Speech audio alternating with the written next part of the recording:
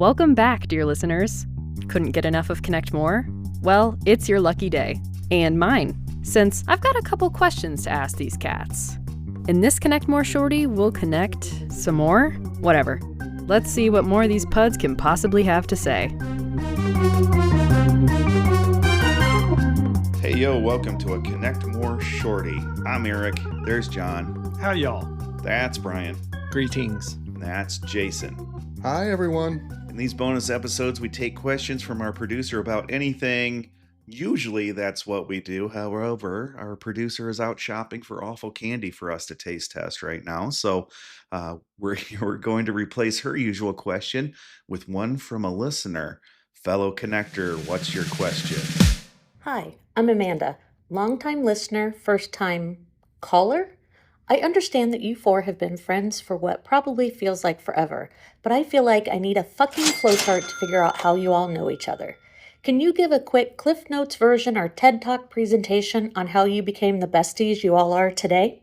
So, yeah, we've known each other, at least three of us in here have known each other since the start of time, basically. I would say, I don't know, guys. What do you think? And guys, I'm talking about Brian and John and I grew up on the southwest side of Cedar Rapids. Went to college community schools, also known as Cedar Rapids Prairie. I don't know. I suppose, how far do you want to throw this back? Kindergarten? I feel first grade is safe. I think first grade. I'd say first grade, especially for you and me. And John, probably added John about second, third grade there. Yeah, it might be a little later than that, but it depends on what you do with Little League, because there was always Little League, Yep. and we were always running into each other, and so that would take me back to kindergarten, first grade for sure with you guys. But we're basically talking 1975 or something like that. Yeah. Yep. I played on the Royals in kindergarten. I don't remember who you guys were, but I think you were blue. Yankees. Angels. My dad coached the Angels one year, my first year. Yeah.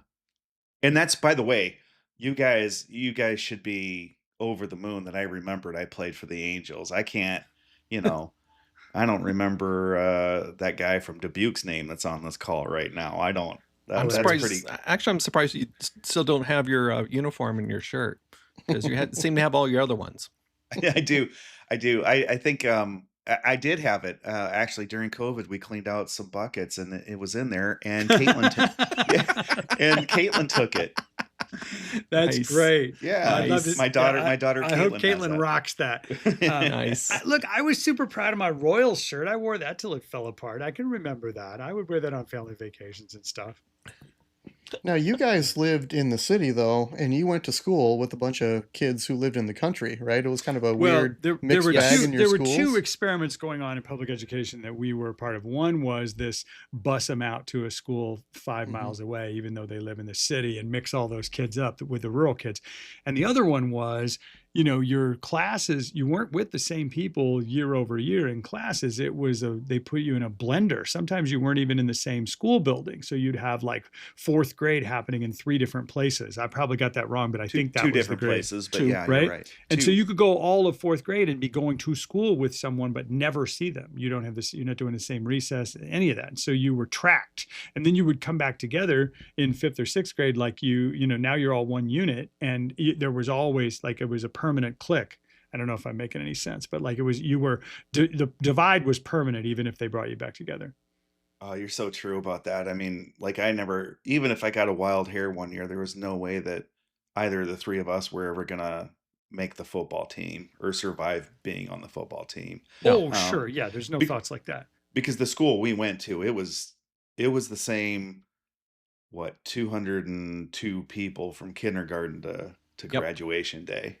So you were tracked by second or third grade into what you were going to be. And actually some of the most fun would be getting to high school and the person was playing against type for a semester. That was as close to a bad teen romance movie as we got. It's oh my God, this person quit tennis and they're drinking now.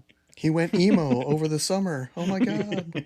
Wait, this guy's in show choir now, So do you guys want to share your story about a winter day, and what grade was that?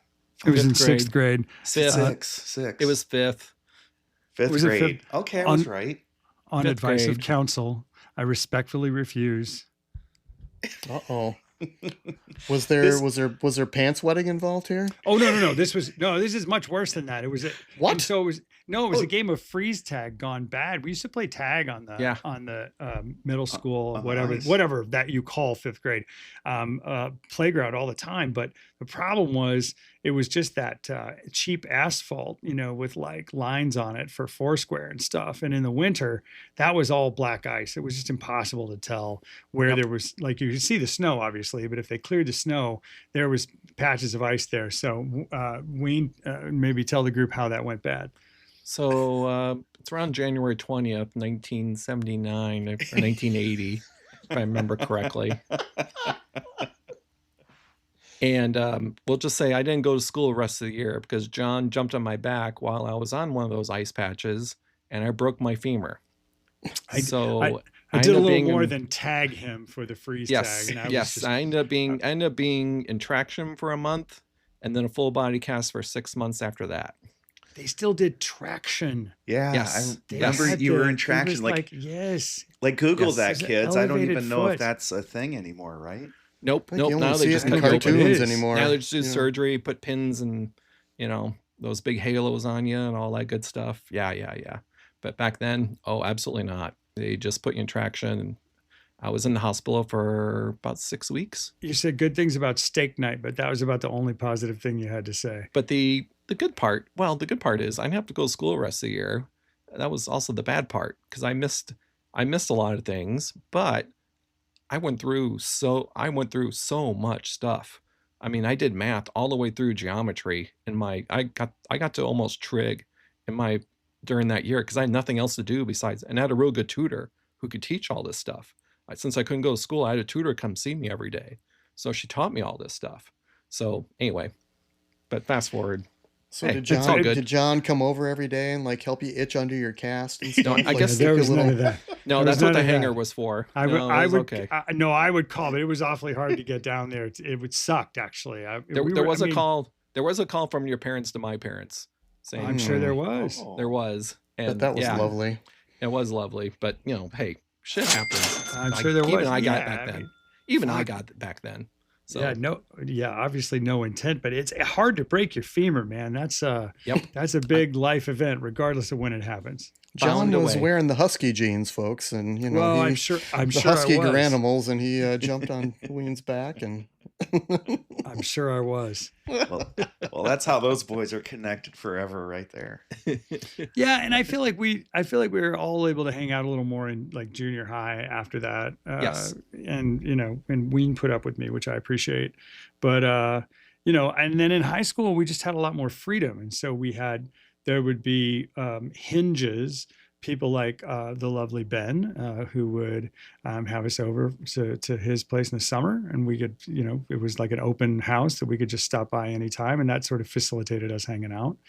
And I always appreciated that. We didn't hang out at other people's houses. We didn't go to like where our parents were. The goal was No. to get away from where your parents Amen. were, with the exception of Eric's dad, who was always open over there. If I got off late from Target, you always knew that over at Larry's, Paco was just cranking up a movie. So if I wanted to go till 2 or 3, I would stop by and do that. well, Yep. were you guys all on the school paper together too? Yes. Yeah, we did. The paper was great. Now that's okay. So now I feel like Jason's interviewing us, and we're going to get to college soon, and I'm gonna drop off and be the interviewer. But no, we ran a Deadpool. we would do headline contests. We had all kinds of fun. We had more fun on the whiteboard on the side of the paper, journalism room than I think we did with the paper itself. The craziest one was the manhunt in Missouri, and wasn't the guy's name they were looking for Michael Jackson? That'd be Michael correct, Jackson Your Honor. Hid out Yes. in a barn. And Found him in a Ween barn. was running a pool on pool. what day this guy would be Yep. found. That's it. Yes. Yeah. And you say you don't remember anything? Come on. all of this, I'm sharing like all 5 of my memories. I'm leaving the show after this because I will have nothing else to contribute. But by the way, all of this while doing all of this while also receiving, a few awards for having a good high school newspaper. Indeed. Yeah. No. Yeah. The feature stuff that I worked on was really good. And Eric, I think you were also yearbook, if I'm recalling, but maybe not. Yes? No, I wasn't. No yearbook. Our crossover yearbook cat was Burrito. Was Brian Reed. Yeah. God He bless was Brian. photographer sure. for both. I was Yes. dating the yearbook editor, as maybe what you remember. Well, you were in there all the time. That's for sure. Now, are you guys gonna get out of your high school stories without telling about any male cheerleading stories, or is there anything there we want to throw in? I mean, they weren't involved in that. I just was. So, and I'm sure I'm just they'll saying. finally admit now, 40 years later, that they were jealous I got to do that. But Oh, I mean, you were good at it, and there was nothing like weird or embarrassing about that, if that's what you're going for, Jax. I think the cheerleaders loved him, and little the bit, cheerleaders yes, that's loved what him, I'm and he going for. provided that thing that they need, the base for all of the little antics they do. And I don't know that our school was sophisticated enough to really train anybody to do that. It turns out Paco was just good at it. So I never, I guess Well, no, I I mean- probably was jealous of it, never thought about doing it, but yeah, it was cool. I mean, we had Mary Heenick, who's a through line for all of us because she was the Yeah. director at Camp Wapsie where Yeah. Jason worked, but she was our cheerleading coach too, and she knew all of these things we had to do to win these competitions that we won. I mean, we were also good at that, and it was a lot of fun. And I guess that was my one rebel deal. I don't feel like I was really stepping too far out. Well, I guess I was out of my clique that I was forced into growing up in that school because. Yeah, well, now I'm hanging out with cheerleaders, right? So there was no other way that was going to happen. So Paco and I hosted the talent show a couple of years. That was fun. We did good as MCs of that. I wish we had more opportunities to do that. Oh, we did for the coalition for our swing choir. Mm-hmm. That's what. Yeah. I don't know. That's it. I think we had more fun in the summers. There's this terrible 9-hole 3-part course over in Marion by the Townhouse, lumber by the yard. Townhouse. Yeah, lumber yard behind that. You would lose a wall. ball or a club up against this corrugated wall, and it was part like, why are we here? And in the other part, it was like, this is glorious. I hit a tree. It's like putt for big people, and you'd be hung over or still drinking. Yeah. I mean, yeah. am I exaggerating that? Was that as fun as I remember? you were it? There was a couple of those. Yeah. And then Ween and I would just we just go ride bikes somewhere and go play tennis or something in the summers too. Yep. Yeah. Yep. Good times. And then in 1987, You guys headed off to UNI after, Eric and I I- believe, Yep, basic for Brian. Yep. I got back from basic training and AIT that summer and went to UNI, and Eric and I were roommates, and just down the hall from us was Jason. You guys literally ran into Jason like first week freshman year, like that? Yep. Oh yes. First 2 days, first day Oh, or yeah. two. Yeah. And you Ruben guys was- just knew? It And was Ruben was our neighbor next door. Mhm. like amazing. So, So it was yes. like replacements. Yes. Yes. Well, I mean, in my dorm room there, I didn't go to college with a roommate. I just kind of let that up to chance. And while my roommate was very nice, we had nothing in common. Like, just he was a very nice guy. We got along. Well, you were No from the same conflict. area, right? No, actually, he was from Cylinder. Remember that? Oh, Yeah. that's right. Yeah. Yeah. Okay. His girlfriend was from Dubuque. That's right. That's what it Yeah. was. Okay. But And he had You know, never so been it held up wasn't- it by wasn't like- pirates in Niger. but it, but it wasn't necessarily like I didn't get along with him. It's just I got along with these guys better. And so I would end up spending a lot of time in their dorm room playing Risk and playing basketball on the back of the door and The just Nerf watching. basketball. Nerf watching basketball. Letterman. Was there anything more competitive than that in the dorm? Well, plus I was one of the few people who had a color TV, which was a big thing our first year. It was like the 13-inch one, or did you have like a Yes. real TV? Oh yeah. No, it it was was like a small. 13 Little guy. inch. Yeah. It was Sure. a 13 inch. But What- most people had black and whites even back then. No, I yeah. watched a couple Super That Bowls first on year. one like that. Yeah, Damn it, first John! year. I still had to watch my Miami Vice. What was I gonna do? That's right. You're giving me a memory of in our dorms, we did have several people who had to watch like the soaps. Like they would take off and do Young and the Restless in the middle of the Oh, no. afternoon on those little TVs. Men and women both would do. No, no. I have examples of both. we did this when Oh yeah. the second year. Then Oh yeah. Jason and I roomed together, Just right down and the hall. Yeah. yeah, and every on the same floor, right down the hall though, and every day, for some reason, everyone's classes would get over just before lunch, and everyone would just slowly gather into me and Jason's room, and we'd have on, I don't know, Days of Our Lives or Yep. something Something like like, that. because then we didn't have commons, we didn't have food Mhm. halls that were open all day long. They were open, you couldn't go in there till like 11 or 11:30. So we just all killed time watching a soap or Mhm. whatever, and then we go. Amazing. I think and you guys can do all your college ones, but I think part of the amazing thing is that we had any contact right after college, the 3 or 4 years after that, because you're getting married and starting families and doing things in your career and stuff, and that's when it kind of falls apart. And I think between the New Year's parties and the Cinco de Mayo parties and just opportunities to do other event-based stuff, there's always something going on. Yeah, Very that's true. true. And then when I got back from the Peace Corps, I lived in Iowa City, but then I ended up rooming with Weenus or in his house in Des Moines. So we lived together for a couple of years, right, Weenus? I don't know, Yes, sir. 2 or 3 Yes, sir. years. Yep. Was Yep. that So the Southside house? Yeah. yeah, the same one he's in now. I bought the Oh, house. no kidding. Yeah. Yeah, I Yeah. bought the house in April. I was a rehab, so I had to do a lot of work on it. And just before he arrived in August, Mhm. like when the first week he was there, I didn't have a fridge or a stove yet because it was being delivered. Oh, Yeah, that's did a lot of yeah. painting and stuff. Yeah. Yeah, there's a lot of painting. So Jax was Mhm. great helping out, getting everything done around the house and everything. So yep. You guys would head down ask to for more. Semyon Said behind the snow fence downtown, Oh, drink off the Simeon keg. said, absolutely. Those were good years, man. Living Yep. in Des Moines, that was a hell of a lot of fun. Good times. And then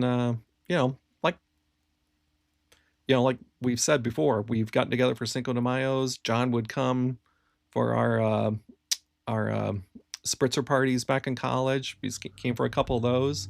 So Yeah, we I don't want to kinda- miss the Spritzer parties and stuff. You guys had a super active life in college, and it was, my We were busy. vacations were always staggered with yours, which I still don't understand why that would be. But I was always on spring break at a different time, or like Thanksgiving break on a different number of days. Yep. So and we've always stayed in touch one way or another, and now it's like all the freaking time. So and it's wonderful. I do remember after, so it's so good. I remember after one Spritzer party getting up, and I had to be back for some reason. I needed to be back down in Cedar Rapids, and I got up, got in the car, opened the door, threw up, closed the door, drove to Cedar Rapids. That's kids. That's how we did that. Been there, done that. Well, it's so Yep. funny. Just today, my dad was like, "Now, did you guys actually own that champagne fountain thing, or how did you?" I was like, "No, Dad, we rented it. We didn't actually own a champagne fountain. Nope. Nope. Come on, who do you think we are?" I rented that. Nope, rented that sucker. It was Yeah. like $20. It was like $20 for a day. I was like, Yeah. giddy Folks, up. what Jason's referring to is we used to have these things called Spritzer parties, and they always happened at the half semester at the University of Northern Iowa, and Well, it was always the Saturday little at noon. the little planners they gave us Yes. at the beginning of the year on one of the Saturdays, it always said the chronological middle of the semester. It was said on noon. At It noon. Yeah. literally said noon, Yeah. half On a Saturday. semester, and it was always on a Saturday. And I was like, Yep. well, if they're pointing this out, we got to have a party. Exactly. So we just started having a Spritzer party, and it got bigger and bigger. Oh my gosh, there were blowouts. And then we eventually we started getting a champagne fountain a couple Yep. of years. So that's what Jason's dad was referring to. Because we would say we had rules because you had to towards the end we'd say you had to wear a tie. We don't Mhm. care how Yeah. you wore the tie. Yeah. And Yeah. you had to bring a bottle of white wine. We don't care Yes, what kind of to- wine, cheaper the yeah. better, because they got thrown in with all Yep. the other white wine and Sprite or whatever we threw in there too. So it was And the all good. reason why my dad was asking about this is because we invited our folks to come, That's right. Absolutely. and our folks would come and they had a blast. I mean, obviously, it's still an enduring memory from my dad. Yeah. Well, I was just laughing about that with my dad this weekend too, about my dad and your dad just Oh, hooting God. it up at these Spritzer parties. Oh my gosh, they had a ball, those two together. Oh, That could be a whole segment by itself, by the way. that Yes. could, Yes. that definitely could be. Yeah. Who Definitely do you could want to be. shout out about the Spritzer parties? Obviously Ruben, but are there others who were the all-stars of the Spritzer parties? No, I Well, other mean, guys on our floor, Ken Hill and some of those other folks who lived on our floor, they were like closely involved in all of that. we started it out of our room. I think it Mhm. was even, I want to say our first year when Yeah. Brian and I lived together yet. Yeah. Ken was Yeah, for across the sure. way. I Yep. think Yeah. the first one was, we were like, we got to do this. We got to do it at noon. And then, but the first one we all went to, gosh, we went to breakfast like Ruben. Did we know Niall then? I felt like We did. went, and then we're like, hey, we got to go. We got to get back to the dorm for the noon, Yep. the Yeah. noon Spritzer party. We went somewhere in Waterloo. I forgot the name of the place. Somewhere in Waterloo got we really wanted biscuits and gravy. Yeah, We all did. And yeah, yeah. It was Yeah. nice And little That's amazing. Killer local place. diner. Yep. Killer place. And we went up and we're like, oh, we gotta hustle up, guys. Let's get back. You know, though, I think, and this is what our couple friends mentioned about us, though. But after the college stuff, I don't even know. We did have these occasional parties that we got together for. I'm not even. How did we even stay in contact then? I did. We didn't. Obviously, we didn't have text messages and things like that. And quite frankly, I mean, yeah, I was kind of out of the scene there for a while. I was married, having kids. We would host the Super Bowl and the Labor Day Yeah. parties. Well, that was the thing. I think it was fantasy football kept us together for a long time. Fantasy there. Yes. football Yeah. for sure. And right? then your Super Bowl parties, I would drive from Chicago to go to those Super Bowl parties and stuff. So that Right. was definitely a connector. And I would come over and go to bands with you and Tons. So Yeah. yeah. In Yeah, Clinton, there were a yeah. few Gabe's times. Yeah, and I went no contact for a little while too. I got divorced in 2002, and like 03 and 04 were kind of rough. I remember running into Eric at the Capitol of all places and reconnecting at the Secretary of State's office, which is embarrassing in retrospect, but that's what happened. No, that worked out. That worked out. And then, so here we are today doing a podcast together. Ta-da. 30. Well, So and what is the and years? it's ironic. I mean, here we are. This podcast has probably kept us more connected than anything we've ever done in our lives. Yes. I mean, seriously, when was True. the last time that the four of us were this closely in contact over this long a period of time? Last night. So, for the record, I'm fucking exhausted. So it's rare when all of us get together, but now through this podcast we can actually get together. Usually it's two of us, three of us, you Yeah. know, and it's different parties for everything, whether it be a baseball game, whether it be going to movies, whether it be going seeing a band, whatever it may be. But it's rarely ever four of us all together in one place.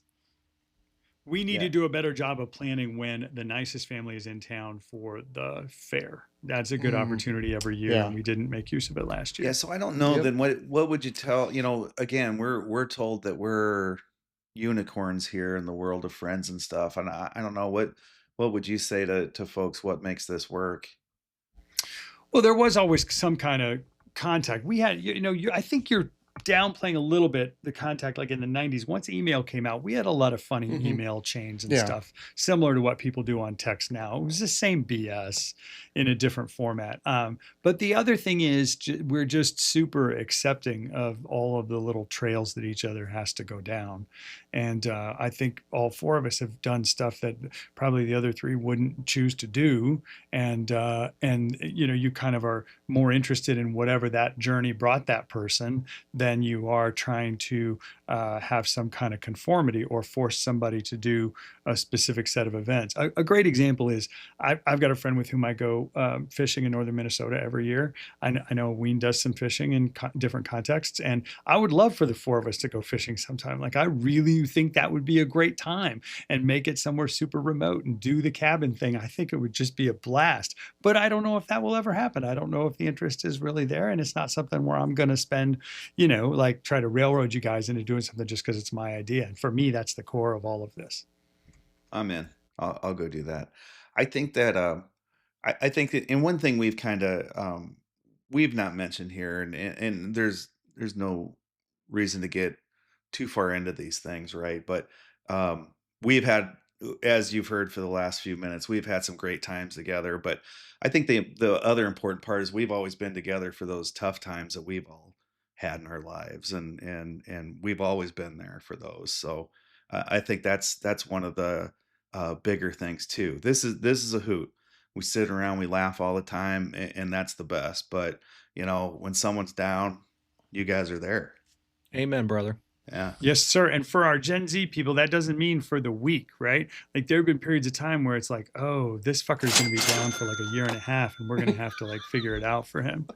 Well, folks, that's what we've done. That's how we met each other. That's how we've stuck around together. And Jim Morrison said, "A friend is someone who gives you total freedom to be yourself." Connectors, if you have a question for one of us for our shorty episodes or maybe a full segment, please send it in to our email at connectmorepod@gmail.com. That's cnxmorepod@gmail.com. You can also comment on our Facebook page. Thank you for listening to Connect More. I'm the producer. Please subscribe and like this podcast because it's my only chance of getting paid for this gig. Connect More is a product of Pantiger LLC and is hosted by Brian Danielson, Eric Van Lanker, Jason Nisus, and John Hedgecoth.